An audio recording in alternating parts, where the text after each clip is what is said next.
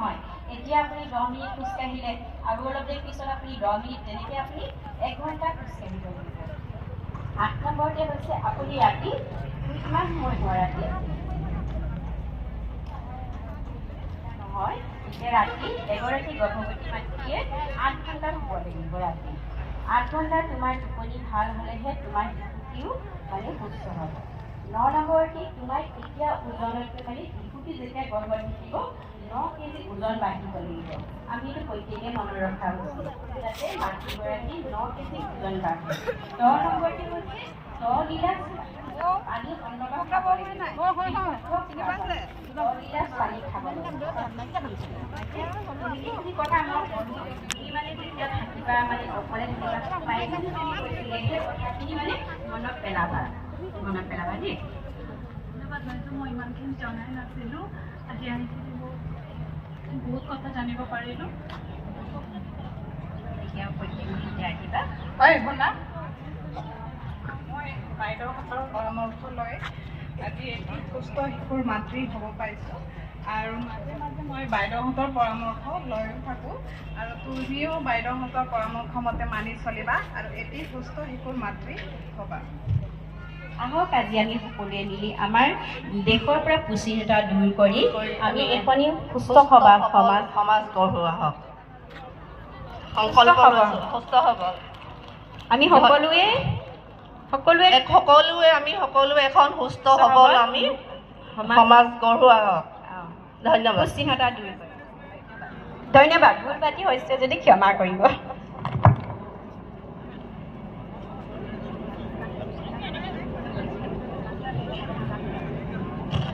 আমি আন্তৰিক ধন্যবাদ জনাইছোঁ বাইদেউসকলক তেওঁলোকে এগৰাকী গৰ্ভৱতী মহিলা তেখেতে গৰ্ভধাৰণ কৰাৰ পাছত তেখেতৰ পঞ্জীয়ন প্ৰক্ৰিয়াৰ পৰা আৰম্ভ কৰি কি পদক্ষেপ তেওঁলোকে ল'ব লাগে কি সুবিধা গভৰ্ণমেণ্টৰ পৰা পাব লাগে কেনেকুৱা ধৰণৰ খাদ্য প্ৰণালী তেওঁলোকে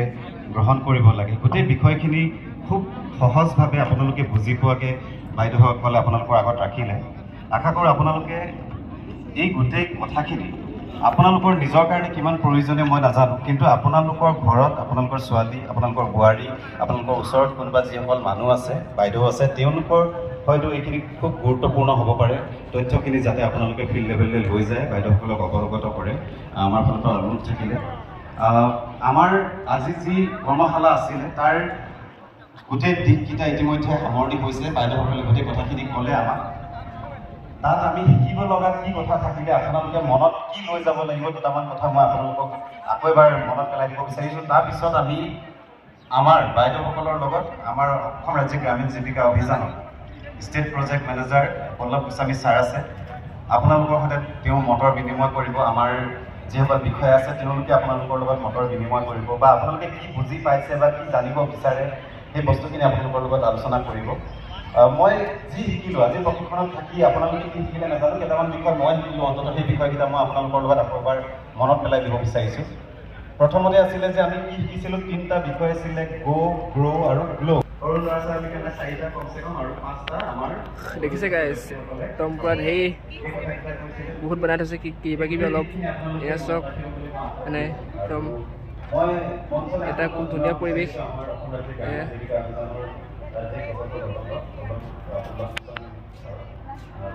এয়া চব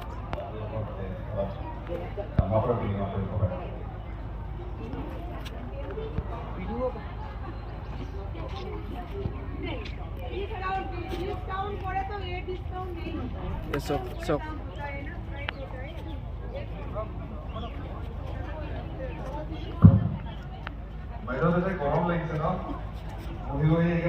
একদম পুৰা বেটে বনাই থৈছে আৰু চব একদম পুৰা ধুনীয়াকৈ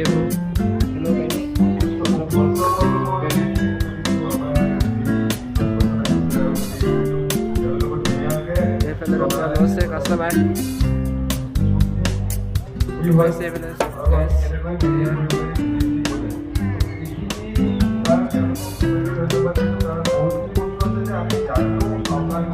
হেল্ল' গাইজ এক সুন্দৰ পৰিৱেশ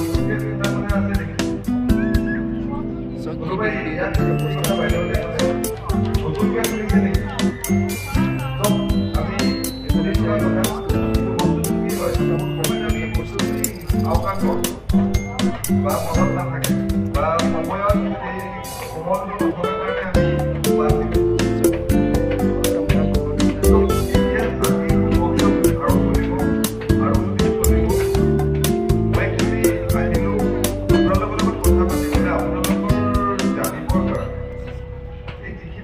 বাছি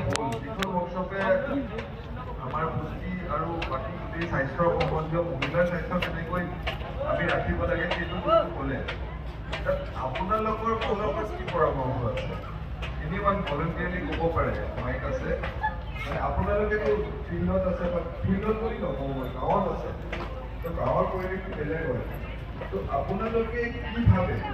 যে কেনেকৈ আপোনালোকে এই বস্তুখিনি আজি শিকোৱা আছে যিখিনি আমি কেনেকৈ নিজে জানিব পাৰিম আৰু যিখিনি আমি কৰিব পৰা এইটো নহয় যে মানে এনেকুৱা দুটা কথা কৰোঁ যে এইখিনি কৰিব পাৰি ফিল্ডত নহয় বা গাঁৱত নহয় বা ঘৰত আপোনালোকে নিজৰ অভিজ্ঞতাৰ পৰা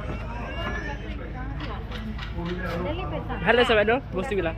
ভাল লাগিছে ভিডিঅ' বনাই আছোঁ মই वीडियो बनाया सुबह वेस्ट बंगाल में आया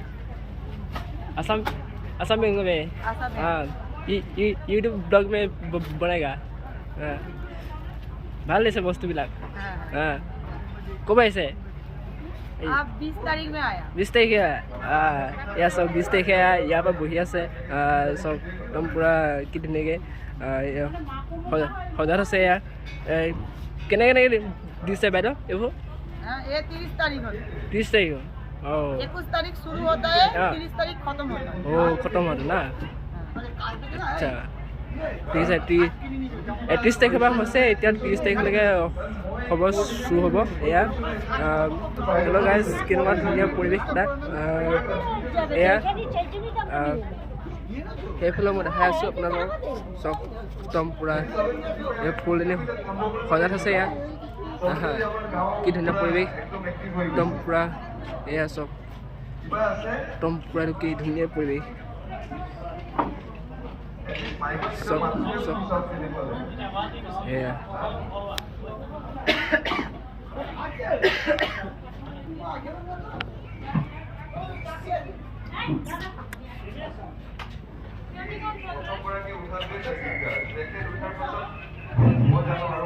এয়া চব একদম পূৰা কেনেকুৱা ধুনীয়া ধুনীয়া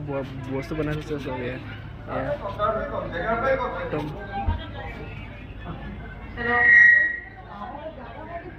কেনেকৈ দিছে দাদা এইবিলাক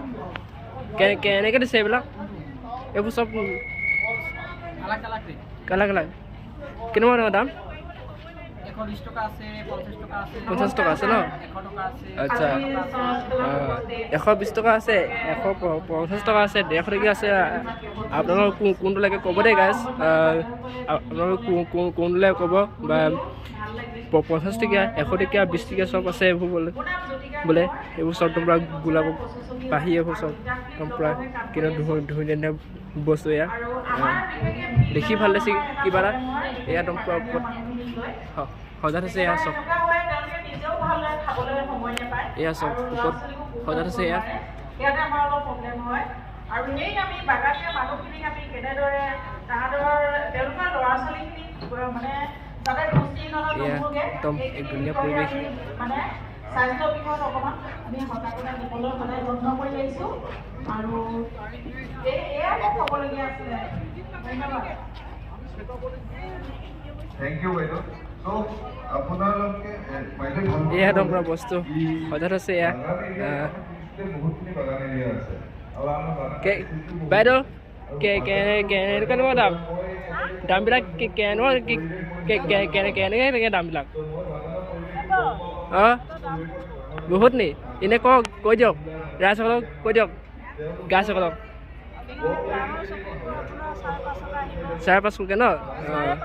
550 দেখিছে গাইজ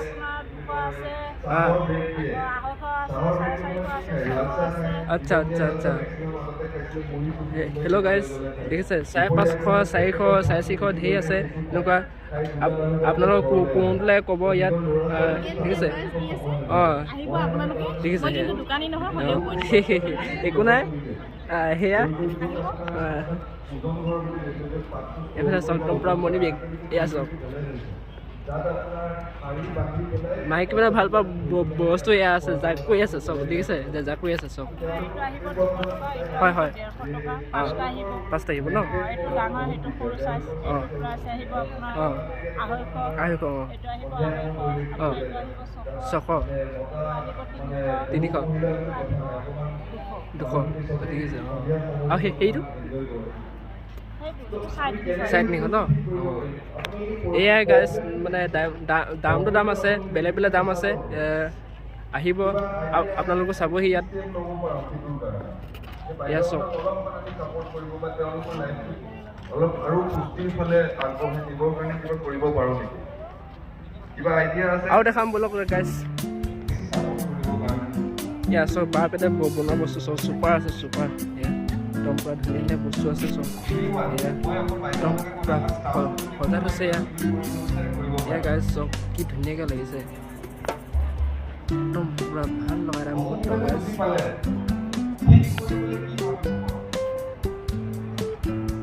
বস্তু ল'ব নেকি দাদা বস্তু চাইছে অঁ চাইছে অঁ চব চব চব এইটো মই ভিডিঅ' বনাওঁ মানে মই আহিছোঁ মানে চাইছোঁ মানে মই আমাৰ ৰাইজসকলক মই দেখাইছোঁ মানে গম পাইছে ক'ৰ পাৰিছে দাদা ডিগবৈ পাৰিছে এবাৰ আমাৰ ভিডিঅ'ত অকণমান হেৰি কৰি দিয়ক ওলক এবাৰ এয়া ডিগবৈ পাৰিছে গাইজ ডিগবৈ পৰা আহিছে এয়া এজন চাবলৈ এইফালে ইয়াত আপোনাৰ কি ধুনীয়া ফুল হয় হয় ভালে আছে ঠিক আছে অঁ আমি এনেকুৱা বগান অঞ্চলত সঁচাকৈয়ে সমস্যা হয় আমি এইটো সদায় বগানৰ ইয়াৰ গড় দেখিছে গড় আমাৰ বাপুজী পঞ্চায়তত ইয়াৰ চব চব একদম পুৰা কাজিৰঙা ৰাষ্ট্ৰীয় উদ্যানৰ বিখ্যাত গড় ইয়াৰ গড় আছে ফুল আছে এইফালে সজাত আছে ধুনীয়া ধুনীয়াকৈ গাইজ চাব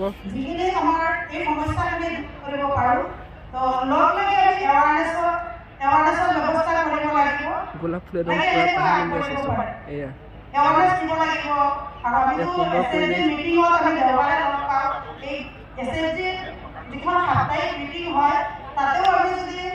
আলোচনাখিনি কৰোঁ এই বিষয়ৰ ওপৰত ভাবোঁ আমি অলপ উপকৃত হ'ম আমাৰ মহিলাসকল অলপ উপকৃত হ'ব কাৰণ যদি আমি হঠাৎ মাহে 3 মাহে এবাৰ এৱাৰনেছ দিওঁ সেইটো একো কামত নাহিব কাৰণ বাইদেউসকল 6টা বজাত উঠিলেই বগানত অহাৰ পাছত ঘৰুৱা কাম কাজ ল'ৰা ছোৱালী এইবিলাকত নিজৰ এইবিলাক ভাবিবলৈ সময়ে নাথাকে এইফালে বস্তু আছে চব এৱাৰনেছ দিলে সঁচাকৈয়ে আগবাঢ়িব কাৰণ যেতিয়া আমি প্ৰথম এছএনজি গঠন কৰিছিলোঁ যে কালি আমাৰ গোট এটা আপোনালোকে বুজাই তৈ আহোঁ পিছদিনা যেতিয়া যাওঁ বাইদেউসকল ওলাই নাহে বোলে কি হয় আমি ভোট গঠন নকৰোঁ সেইবিলাকৰ আমাৰ প্ৰয়োজন নাই আমি ৰাতিপুৱা উঠি আমি বগান যাব লাগে গধূলি আহোঁ আমাৰ সময় নাই কিন্তু যেতিয়া বাইদেউসকলৰ মাজত আমি এবাৰ দুবাৰ তিনিবাৰ গৈ সজাগতাৰ সৃষ্টি কৰিলোঁ পুৰুষ মতা মানুহখিনিকো লগতে মাতি আনি অলপ বুজালোঁ তেতিয়া লাহে লাহে গোটত সোমালে আৰু এতিয়া আমাৰ বগানৰ প্ৰায় প্ৰতিটো পৰিয়াল প্ৰতিগৰাকী মহিলাই আত্মসহায়কৰ লগত জড়িত হৈ আছে আৰু অলপ উন্নতও হৈছে আগতে বেংকৰ বিষয়ে একো অভিজ্ঞতাও নাছিলে অহাও নাছিলে বেংকলৈ চেনেলটো ছাবস্ক্ৰাইব কৰি দিব লাইক কমেণ্ট শ্বেয়াৰ কৰি দিব অলপ আগবঢ়াই দিব পাৰিছে তো এই পুষ্টিৰ ক্ষেত্ৰত যদি আমি এনেকুৱা যে বাইদেউসকল বগানত যায় নহ'ব বাইদেউসকলৰ লগত উপস্থিত আছোঁ আমাৰ 22 বছৰ ওচৰত তেনেহ'লে আমাৰ নহ'ব আমি এনেকুৱা হ'ব নাই 31 তাৰিখৰ পৰা চুৰ হৈছে 30 তাৰিখলৈকে এয়া হ'ব সেই প্ৰচেষ্টাত যদি আগবাঢ়ি যাওঁ আমি পুষ্টিৰ ক্ষেত্ৰতো আগবঢ়াই লৈ যাব পাৰিম আহিব আমাৰ উন্নত হ'ব বুলি আপোনালোকক আমি আশা কৰিছোঁ নমস্কাৰ থেংক ইউ বাইদেউ চ' সেইটোৱে বাগানৰ বাইদেউহঁতৰ আমি নৰ্মেলি যেতিয়া গোট গঠন কৰোঁ বা যেতিয়াকৈ আমাৰ গোটৰ মিটিং কৰোঁ সেই বস্তুটো আমি অকণ সলনি কৰিব লগা হ'ব পাৰে চ' বাইদেউসকলে যে দেওবাৰে যায় কাৰণ কিয় আমাৰ সখী বাইদেউসকল তালৈ যায় যেতিয়া মিটিং কৰে তাৰ লগত আমাৰ ৰিলেটেড যিখিনি আছে ডিপাৰ্টমেণ্টৰ বাইদেউসকলে ডিপাৰ্টমেণ্টৰ লগত কনভাৰ্চ কৰিব পাৰি চ' ডিপাৰ্টমেণ্টৰ লগত কনভাৰ্চ কৰিব যাওঁতে যেনেকৈ ধৰক আমাৰ সখী বাইদেউগৰাকী গ'ল তাৰ লগত আপোনাৰ অংগনবাদী বাইদেউজনীও লগতে গৈছে মানে নিজৰ মাজত আমি ইণ্টিগ্ৰেট কৰি ডিপাৰ্টমেণ্টৰ মাজত যাতে আমাৰ BC চকী হ'ল, অংগনবাড়ী বাইদেউ হ'ল আৰু বাকী যিখিনি বাইদেউ তেওঁলোকৰ লগত ৰিলেট থাকে গোটেইখিনি একেলগে মানুহখিনিক এদিনতে পায়। নহ'লে বোলে আমাৰখিনি এদিন গ'ল, গোটৰ কথা ক'লে অৰিয়েণ্টেশ্যন কৰিলে, আকৌ নেক্সট এদিন আপোনাৰ নেক্সট দেওবাৰটোত আপোনাৰ অংগনবাড়ী বাইদেউহঁত গ'ল, আকৌ নেক্সট আপোনাৰ BC চকী গ'ল, সপ্তাহটোত এদিন বুলি আমি যদি ধৰোঁ, তেতিয়া কি হয় সেই আমাৰ টাৰ্ণটো আহিবলৈ আকৌ 1 মাহ গুচি যাব। কিন্তু আমি যদি নিজৰ মাজত কোঅৰ্ডিনেট কৰি পেলাই সেই গোটেইখিনি একেলগে এদিন তেওঁলোকৰ লগত বহিব পাৰোঁ, তাকে এদিনতে তেওঁলোকৰ গোটেই বস্তুখিনিৰ প্ৰয়োজনীয়তাটো আমি গম পাওঁ। চ' সেইটো এটা আমি কৰিব পাৰোঁ বাগানখিনিৰ কাৰণে। আৰু 2 নম্বৰ কথা, ইয়াত এতিয়া আমাৰ যিখন নাটক দেখুৱালে বাইদেউতে ধুনীয়াকৈ মানে গৰ্ভৱতী মহিলা এগৰাকী ষ্টৰী দেখুৱালে। চ' ভাল লাগিলে আৰু সেইটো হয়, গৰ্ভৱতী মহিলা বা বাচ্চাক বহুত আমি ভালকৈ ৰাখিব লাগে। চ' মোৰ নিজৰ কথা কওঁ, মোৰ নিজৰ এটা সৰু বাচ্চা আছে, ৱাইফ আছে, মোৰ শাহুৱাই আছে, মা আছে। চ' পোষণ যিটো মহিলাৰ কথা কয় নহয়, সেই পোষণটো অকল সেই গৰ্ভৱতী মহিলাগৰাকীৰে নহয়, ঘৰত যিমান মহিলা আছে চবৰে কাৰণে হয়। কাৰণ মোৰ ক্ষেত্ৰত হয়, নৰ্মেলি হ'ব, মতা মানুহটোৱে যিমানেই য'ত যেনেকৈ যি কাম কৰি নাথাকে, কিন্তু ঘৰৰ মহিলাগৰাকী যদি গা বেয়া হয় গোটেই ছিষ্টেমটো হিলি যায়। যদি মানুহজনে চাকৰি কৰিবলৈ যায়, যদি মানুহগৰাকীয়ে ভাতকণ ৰাতিপুৱা নিদিয়ে, তেওঁ গা বেয়া হৈছে, তেওঁ নিদিয়ে, তেওঁ বিনা নোখোৱাকৈ গ'ল, কিবা কৰিলে, ৰাতি আহিলে অসুবিধা হয়। সেইকাৰণে অকল মহিলাগৰাকীয়ে নহয়, ঘৰত যিমান আছে আপোনাৰ শাহু, মা, ৱাইফ, ভণ্টি, ছোৱালী, চবৰে পোষণৰ কাৰণে আমি নিজৰ মাইণ্ডত ৰাখিব লাগিব। কাৰণ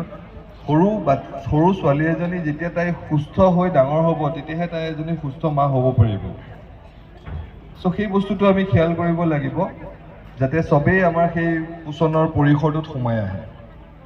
আৰু ভাল লাগিলে আজি, থেংক ইউ আমাৰ যিসকল সমল পাৰ্চন আছিলে তেওঁলোককো থেংক ইউ দিছোঁ, আপোনালোককো থেংক ইউ দিছোঁ ইমান ৰ'দত বহাৰ কাৰণে, বস্তুখিনি জানে। খালি জনাখিনি আমি কেনেকৈ ইমপ্লিমেণ্ট কৰিম সেইটো চাব। যিটো ক'লে বজাৰত কিনিব নালাগে, অসমখন ব্লেছড হয়, কাৰণ আমাৰ অসমত বাৰী ছিষ্টেম এটা আছে, ঘৰতে এখন বাৰী থাকে। আৰু বাৰীখিনি এতিয়া লকডাউন